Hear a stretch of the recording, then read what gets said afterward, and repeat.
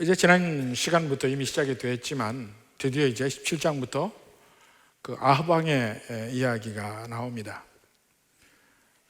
사실 전에도 말씀드렸지만 열왕기 상하 전체는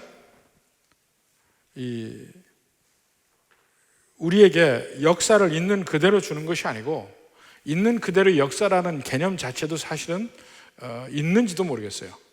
역사라는 것은 어떤 사실이 있으면 그 사실을 우리가 어떤 관점으로 볼 것인가, 이 관점을 주는 것이 역사입니다. 예를 들어서 이 열왕기 상하가 기록된 그 기간이 한 400년의 기간입니다. 400년의 기간에서 주로 성경 기자가 중점적으로 보라 하고 이야기하는 대목이 바로 아합 왕 시대입니다. 왜 그것을 알 수 있냐면 아합 왕의 통치는 한 30년 정도 돼요. 그러면 400년 중에 아합 왕의 통치는 30년 정도 된다면 전체의 역사 중에 10분의 1도 안 되잖아요. 그런데 이 열왕기 상하에서 보면 아합 왕의 이야기가 전체의 3분의 1 정도가 됩니다. 그만큼 압도적으로 아합 왕의 통치 기간의 일을 자세히 들여다봤다는 얘기입니다. 그러니까 이 성경에서는 북왕국 이스라엘의 모든 역사 중에서 특히 그 아합 왕의 이야기를 중점적으로 보기를 원합니다. 왜냐하면 거기에서 하나님께서 우리에게 주시는 메시지가 있기 때문에 그렇습니다. 사실은 열왕기 상하 전체가 솔로몬 왕 때부터 통일 왕국의 가장 영광스러운 때에서부터 점점 이스라엘 왕국이 하나님을 멀어져 가면서 북왕국 이스라엘이 먼저 멸망하고 남왕국 유다가 멸망하고 이때까지 역사가 열왕기 상하에 기록되어 있습니다. 근데 그 솔로몬의 통치의 그 영광스러운 순간에서부터 멸망까지 가는 길목에 수없이 많은 일들이 벌어지지만 그 중에 가장 결정적인 터닝 포인트, 이 전환점은 아합 왕 시대에 있게 되는 것입니다. 아합 왕 때에 아합 왕은 의도적으로 하나님의 백성들이 하나님을 떠나게 만드는 데 결정적인 역할을 하게 됩니다. 그리고 그러한 아합 왕과 그 부인 이세벨의 악은 이 남왕국 유다까지도 그 영향을 미치게 돼요. 아합 왕의 딸이 아달랴가 여호사밧의 아들 여호람과 결혼하게 되면서 아달랴가 가면서 그 아달랴를 통해서 남왕국 유다의 왕족이 거의 멸망 직전까지 가게 됩니다. 좀 재미있죠?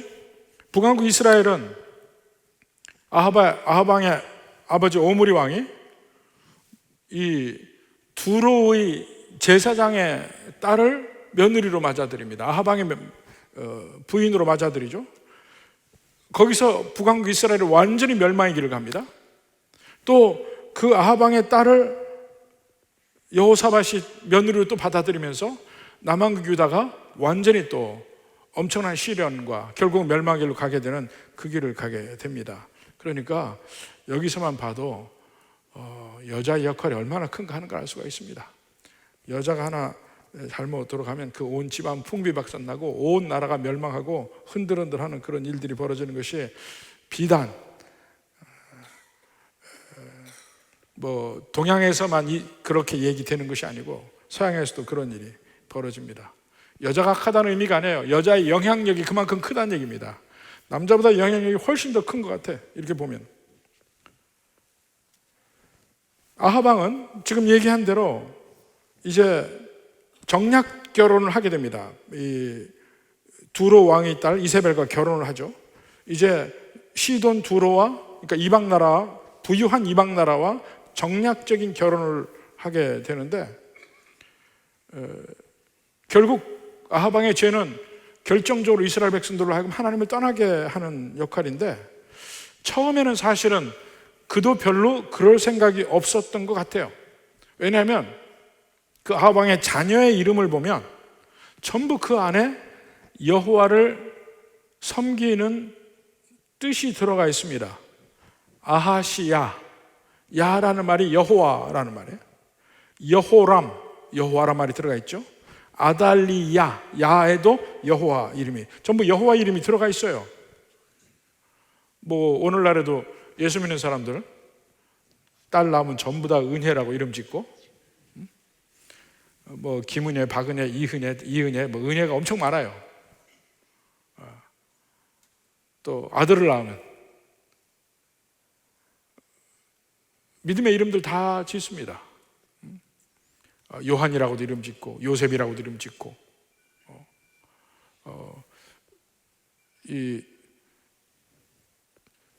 우리나라에는 그 마태라고 이름을 짓는 사람 별로 없는 것 같아요. 마태. 근데 서양에서는 매튜라는 이름이 많이 있습니다.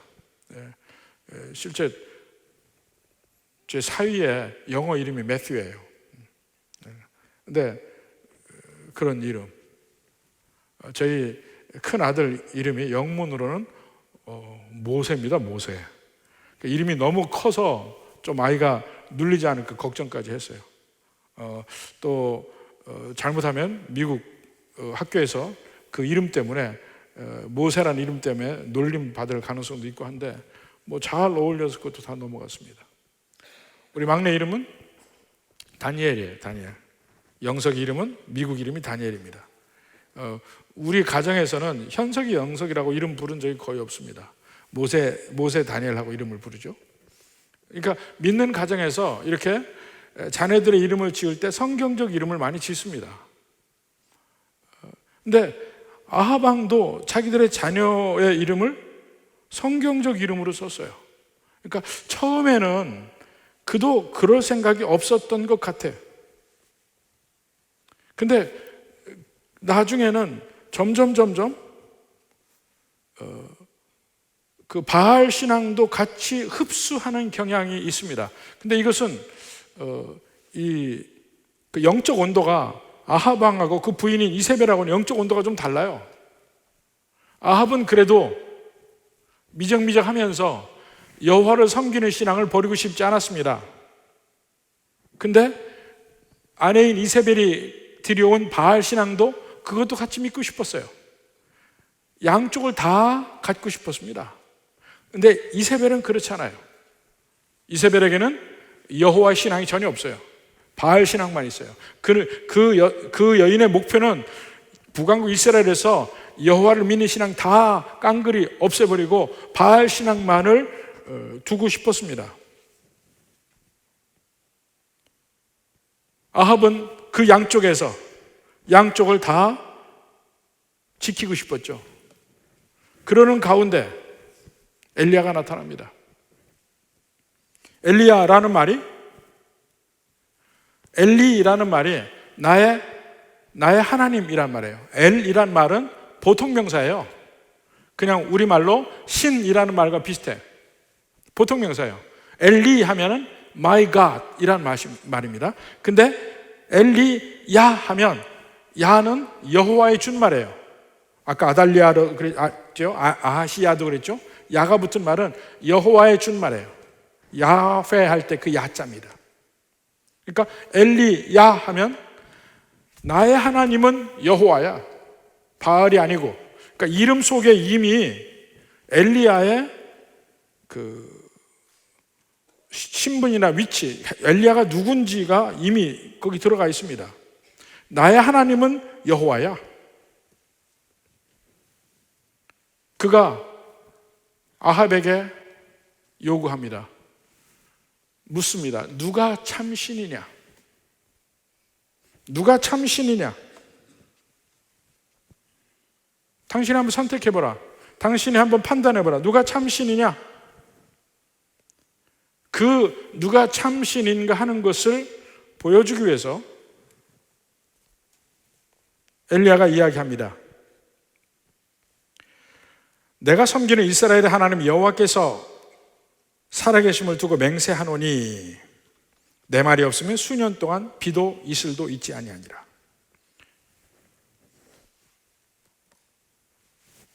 심판의 선포죠. 내 말이 없으면 수년 동안 비가 없으리라. 지금 이스라엘은요, 애굽과 같지 않은 땅이라고 그랬습니다. 애굽의 땅은 어떤 땅이에요? 애굽의 땅은 비가 안 와도 사는 땅이에요. 나일강이라는 풍부한 젖줄이 있어서 비가 오지 않아도 그 나일 강물을 가지고도 얼마든지 살 수 있습니다. 그러니까 하늘을 보고 비가 왔으면 좋겠다고 말할 필요가 없어요. 근데 이스라엘 땅은 비가 안 오면 큰일 나는 땅이야. 비가 얼마나 많이, 애초에 건조한 땅에다가 비가 얼마나 많이 오느냐에 따라서 풍년이냐 흉년이냐가 결정이 나요. 언제나 될 수 있으면 비가 좀 많이 왔으면 좋겠어요.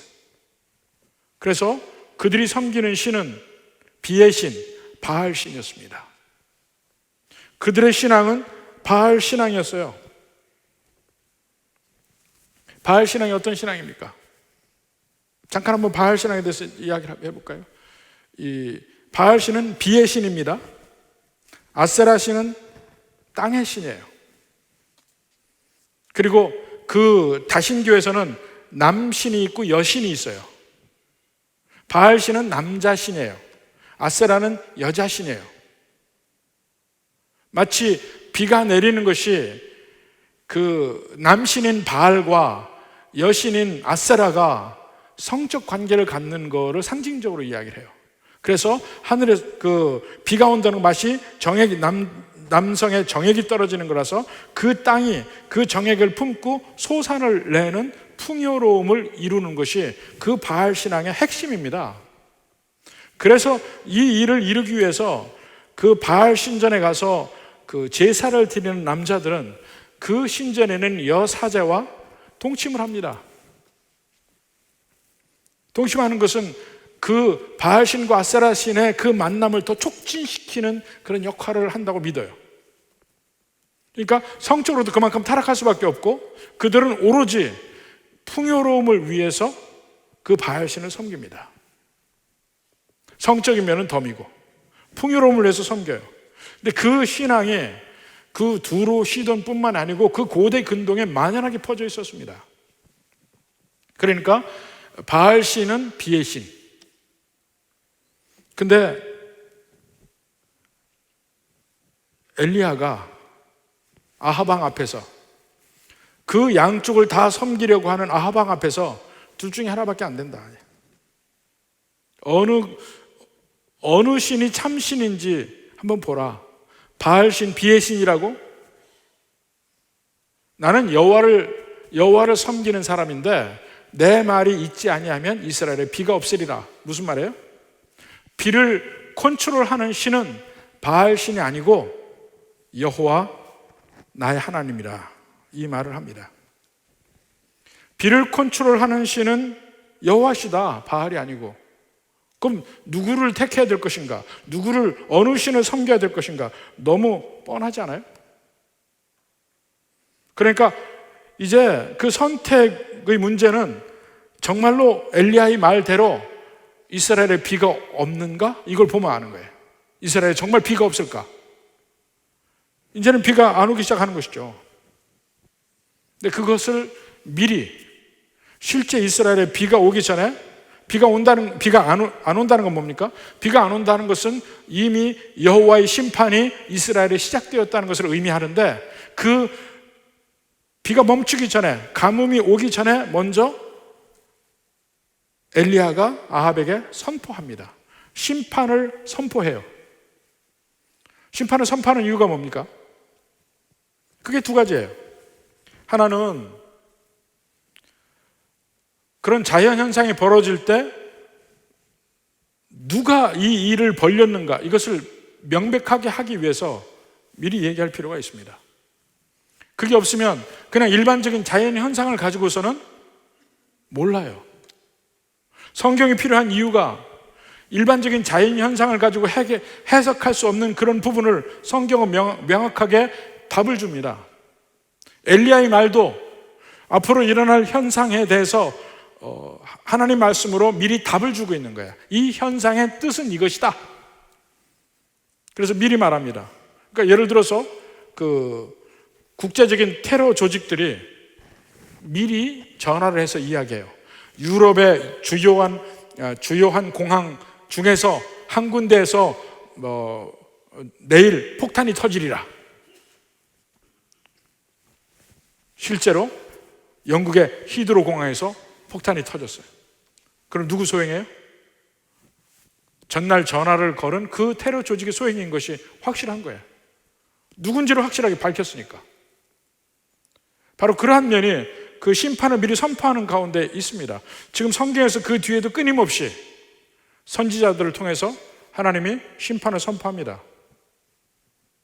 근데 그것이 전부 여호와에게서 나왔다는 것을 확실히 알라고 이야기해요. 성경은 이 모든 자연재해라든가 어떤 특정한 일이라든가 그 모든 것을 보는 관점을 명확하게 주고 있습니다. 그 대표적인 것이 미리미리 앞으로 일어날 일에 대해서 선포하는 내용, 특별히 심판을 선포하는 내용에서 알 수가 있습니다. 미리 심판을 선포하는 두 번째 이유는 거기에는 은혜의 측면이 있습니다. 은혜의 측면이 있어요. 심판이 선포되었더라도 그 심판의 선포를 받은 사람이 미리 그 심판이 진짜 오기 전에 하나님 앞에 무릎 꿇고 회개하고 돌이키면 그것이 오히려 하나님께서 원하시는 바다 이겁니다. 하나님은 특히 하나님의 백성들에게 그 하나님의 뜻을 알려주기를 원합니다. 가장 대표적인 예는 성경이에요. 성경을 통해서 하나님의 뜻을 알려주기 원합니다. 성경이 객관적인 하나님의 말씀이지만 어느 순간순간에 내 마음에 부딪히는 말씀들이 있어요. 특별히 개인적으로 주시는 말씀들이 있을 수 있습니다. 객관적인 말씀도 우리 삶에 임하는 것이고, 근데 바로 그것을 통해서 우리를 향하신 하나님의 뜻을 깨달아요. 그 하나님의 말씀대로 살아야 되겠다, 지켜야 되겠다, 미리 그 말씀대로 사는 길을 보여주시고 그 길로 가라 하십니다. 만약에 하나님의 택한 백성이 거기에 귀를 기울이지 않으면 어떻게 돼요? 그때는 어떻게 합니까? 여러 가지 다른 방법으로 우리의 주의를 끕니다. 사람 채찍과 인생 막대기로 우리에게 괴로움을 주어서 내게는 하나님밖에 없구나 하고 느끼게 만들기도 하고, 수없이 많은 환경을 가지고도 하나님이 그 환경을 쓰셔서 우리로 하여금 다시 하나님의 말씀을 전해주십니다. 살아계신 하나님이 있다는 사실을 깨닫게 해요. 많은 사람들이 내가 추구하는 인생의 목표를 향해서 끊임없이 대쉬에서 나가다가 좌절하고 엎으러지고 망하고 이런 가운데 다시 하나님을 만나게 되는 경우가 사실 많이 있습니다. 그게 하나님의 음성이에요. 지금 아합에게도 하나님의 음성이 엘리야 선지자를 통해서 들리고 있는 거예요. 내게 귀를 기울이라. 뜨거운 태양볕으로 말씀하시기도 하고, 엄청나게 센 바람으로 말씀하시기도 하고, 때로는 가뭄과 흉년으로도 말씀하시기도 하고, 인생의 수없이 많은 문제들 통해서 말씀하시기도 하고, 우리의 관점에서 볼 때 축복을 통해서 말씀하기도 하지만 환난과 어려움을 통해서도 우리에게 말씀을 하십니다. 심판의 선포는 바로 환난과 어려움을 통해서 우리에게 말씀하시는 거예요. 그러면서 우리를 지켜나가셔요. 마치 그 목자들이 양떼들을 모을 때, 양떼들이 제 길로 가다가도 다른 길로 가면 막 쫓아가서 다시 본대로 합류시키잖아요. 그때는 여러 가지 방법을 씁니다. 또 개들이 가서 막 위협해서 겁나게 해서 다시 돌아오게 하기도 하고, 이렇게 하면서 양떼를 이끌고 가는 것처럼 하나님도 자기 백성들을 그렇게 인도하신다고요. 그래서 대부분의 하나님의 심판의 선포는 조건적이에요. 만일 내가 이렇게 하면 이런 일이 벌어질 것이고, 만일 내가 다르게 하면 이런 일이 벌어질 것이라. 조건적이에요. 조건적인 이유는 뭐냐? 그러니까 하나님의 심판을 이렇게 피하라, 이런 말씀이에요. 그냥 하나님이 심판하시기로 작정했다면 미리 심판을 선포할 이유가 전혀 없습니다. 가장 대표적인 예가 소돔과 고모라예요. 소돔과 고모라. 심판의 선포 없었어요. 그냥 불덩어리가 내렸어요.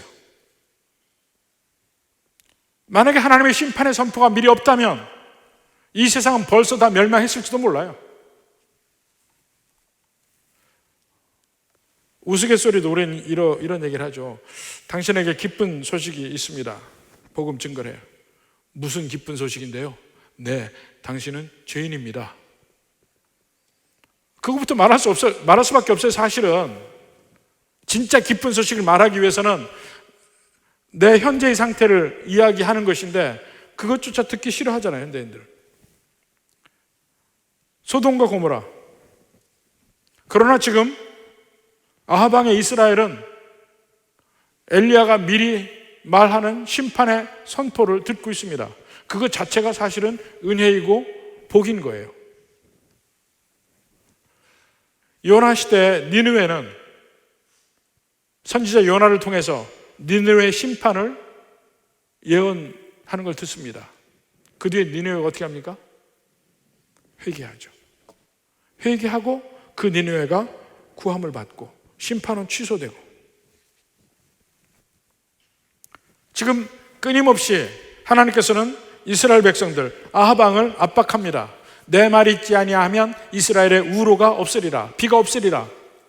하루하루가 계속해서 비가 없는 그 날이 계속되는 동안에 그 하나님의 말씀이 매일매일 울려 퍼지는 거예요. 그들은 선택할 수밖에 없습니다. 여호와 하나님을 선택할 것인가? 바알신을 선택할 것인가?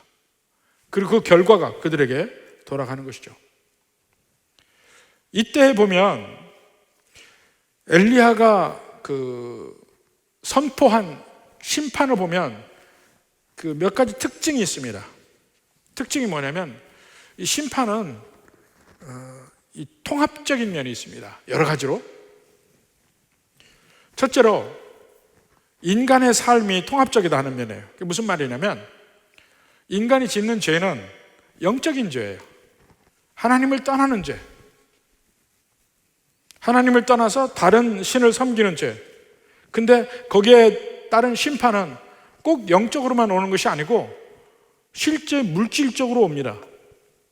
그들에게 가뭄이 일고 소산이 없어지고 그 일이 벌어져요. 경제적인 면에 타격을 입고. 그래서 영적인 거, 물질적인 거 나뉘지 않아요. 우리가 하나님 앞에 온전치 못할 때 이 경제적인 면에 또 모든 우리 세상적인 측면에서 타격을 입는 것 얼마든지 있을 수 있다 이겁니다. 그걸 꼭 이것으로 겁주지 않아도 얼마든지 그것은 한꺼번에 가는 것이다. 이걸 하나 알 수가 있고, 또 하나는 이스라엘의 심판을 선포했어요. 근데 우리가 나중에 읽어보면 알지만 바알에게 무릎 꿇지 아니한 7,000명이 남아있어요.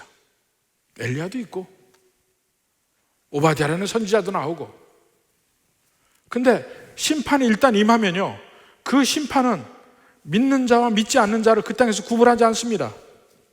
모든 이스라엘 땅, 북왕국 이스라엘에 있는 사람들이 다 그 고통을 함께 겪어요. 그러니까 그 중에 일부 오직 여호와 하나님을 믿는 백성들이라 하더라도 그 가뭄의 고통은 같이 겪는 거예요. 엘리야 자신도 마찬가지고. 하나님의 언약 안에서 보면 교회라는 공동체도 마찬가지입니다. 교회 안에서 한쪽에 문제가 있다, 한두 사람에게 문제가 있다, 그 사람들에게만 그 벌이 임하고 고통이 임하고 그런 거 아닙니다. 전부 엮여 있어요, 서로. 교회 전체가 아파지고 교회 전체가 괴로워지고 그런 일들이 한두 가지가 아닙니다. 그러니까 일단 교회에서 고통을 겪으면 거기서 잘 믿는 사람이나 또 안 믿는 사람이나 문제가 아니에요. 같이 고통을 겪는 온 교회가 함께. 세 번째로도 통일적인 것이 심지어는 인간과 피조물의 관계도 공동 운명체라는 걸. 우리 로마서에도 봤죠? 피조물이 탄식하며 기다리는 게 뭐예요? 하나님의 아들이 영광을 받는 그날을 기다려요. 우리도 탄식하지만 피조물도 탄식해. 함께 공동 운명체란 말입니다. 온 자연까지도, 우리 주변까지도. 호세아서 2장 18절 봅시다. 호세아서 2장 18절. 그날에는 내가 그들을 위하여 들짐승과 공중의 새와 땅의 곤충과 더불어 언약을 맺으며, 심지어는 자연들과 언약을 맺는다는 얘기예요. 또 이 땅에서 활과 칼을 꺾어 전쟁을 없이 하고 그들로 평안히 눕게 하리라. 하나님의 백성들이 하나님의 은혜 가운데 있는 그 날에는 들짐승, 새, 땅의 곤충까지도 다 평안을 누리고 샬롬을 함께 누리게 되어 있다. 공동 운명체라는 걸 이야기합니다. 그러니까 하나님의 뜻 안에 있으면 풍년도 있고 엄청난 태풍도 없을 것이고 가뭄도 없을 것이고, 그때 그 사람들이 경험하는 것. 오늘날의 우리의 삶도 마찬가지입니다. 영적인 것은 영적으로만 축복받는다, 그것만 아닙니다. 얼마든지 물질적인 복과 은혜도 함께 할 수 있어요. 다만 그것이 사람들 사이에 서로 비교하는 것은 아니지만 개개인의 삶을 보면 분명히 예수님 믿는 사람이 평안한 가운데 신앙생활할 수 있는 그 삶을 누릴 수 있다는 거예요. 자, 마지막으로 엘리야의 기도 자체를 보십시다. 엘리야가 뭐라고 기도했냐면, 내 말이 없으면 수년 동안 비도 이슬도 있지 아니하리라. 내 말이 없으면. 근데 여기서 보면 그 다른 선지자들, 예를 들어서 이사야나 그 예레미야나 에스겔이나 보면 하나님께서 말씀하시기를 하고 그대로 하나님의 말씀을 전하는 면이 있어요. 근데 지금 엘리야는 그렇게 얘기 안 해요. 내 말이 없으면 하나님의 말을 전한다는 개념이 아닙니다. 이것을 신약 성경에도 바로 그런 면을 증거하고 있어요. 야고보서 5장 17절 보면 엘리야는 우리와 성정이 같은 사람이로되, 우리가 똑같은 사람이란 말입니다. 성정이 같은 사람이로되 그가 비가 오지 않기를 간절히 기도한 즉 3년 6개월 동안 땅에 비가 오지 아니하고 다시 기도하니 하늘이 비를 주고 땅이 열매를 맺었느니라. 자, 엘리야가 이스라엘에 비가 없을 것이다 하고 예언한 내용은 하나님이 그에게 말씀을 주셔서 있는 게 아니고 엘리야 스스로가 하나님 뜻 안에 있다고 생각하고 선포한 말이에요. 선포한 말.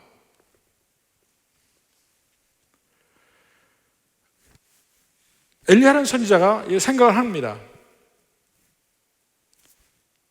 우리는 하나님을 믿는 백성들이야. 여호와 하나님을 믿는 백성들인데,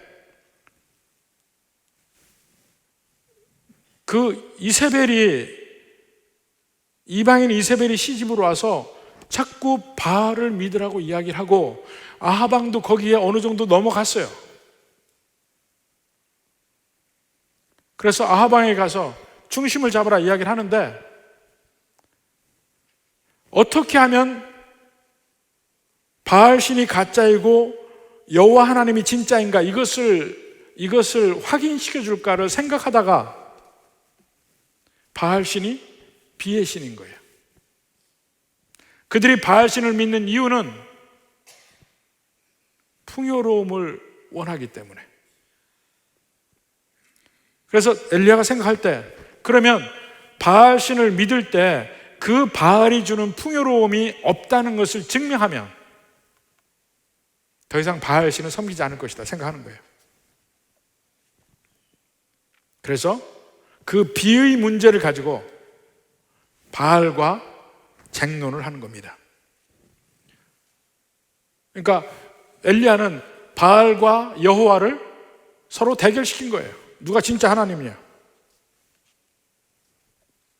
그래서 바로 그러한 면에서 선포한 겁니다. 근데 그 선포는 믿는 자의 믿음의 선포입니다.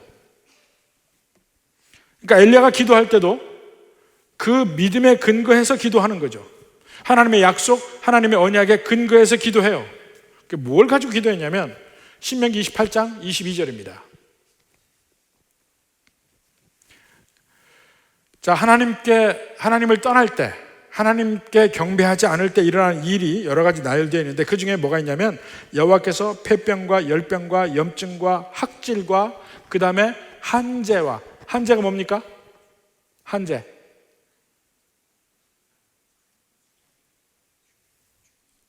이게 가뭄이에요, 가뭄. 한재가 가뭄의 재앙이란 뜻입니다. 한재. 한문 찾아보셔요. 안 그럼 네이버에 물어보시든가.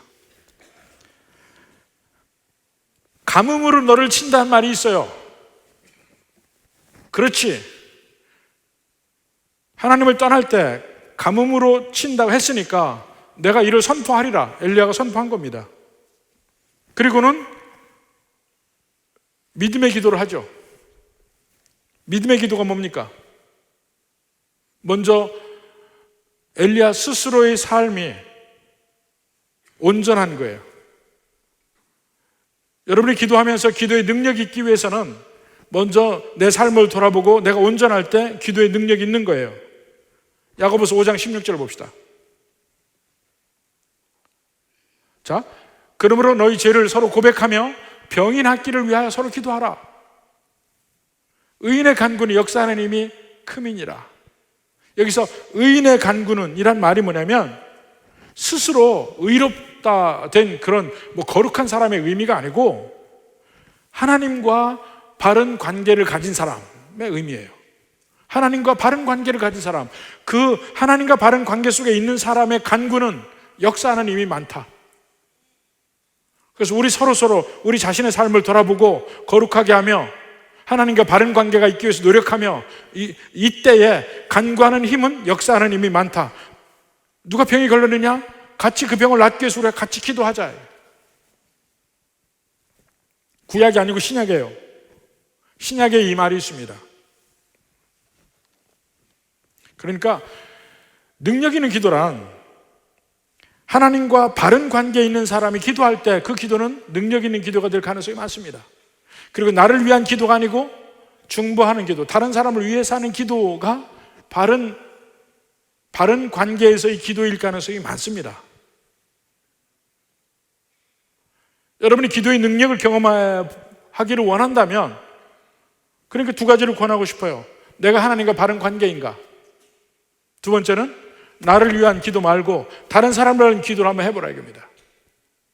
거기에서는 은혜의 능력을 경험할 가능성이 대단히 많다는 거예요. 엘리야가 바로 이를 위해서 기도합니다. 근데 그 기도를 통하면 결국 엘리야 스스로도 괴로워져요. 가뭄이 들면 그 땅 안에 엘리야도 살잖아.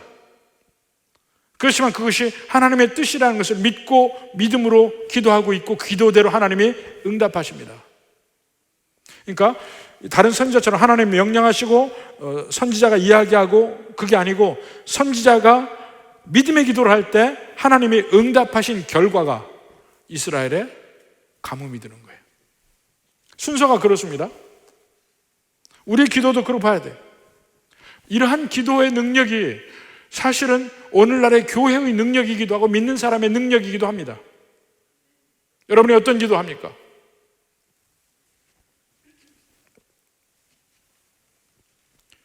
엘리야의 기도,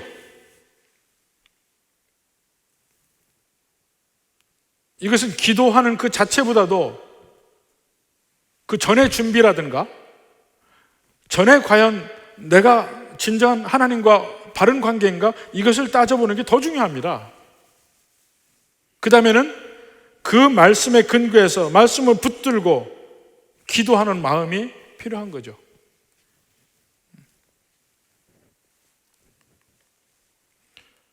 이제 지금은 우리가 그때보다 더 나은 것은 뭐냐면, 우리 로마서 5장에서 봤잖아요. 로마서 8장에서 봤잖아요. 이미 우리를 위해서 성령님이 기도하고 계시잖아.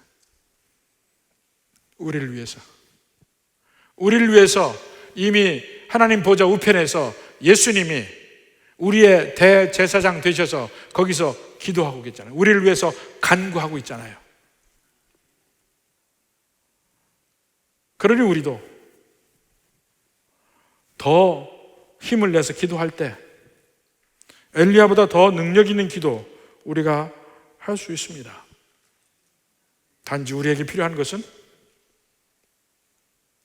엘리야처럼 하나님의 뜻을 알기 위해서 노력하고 그 하나님 나라를 위해서 하는 기도, 이 기도인지를 확인하고 그 기도에 매달린다면 우리는 놀라운 역사를 볼 줄 믿습니다. 여러분은 지금 무슨 기도를 하고 있습니까? 하나님의 은혜 안에서 이러한 은혜와 능력의 기도가 여러분의 삶에 온 교회에 함께 하기를 주님의 이름으로 축원합니다.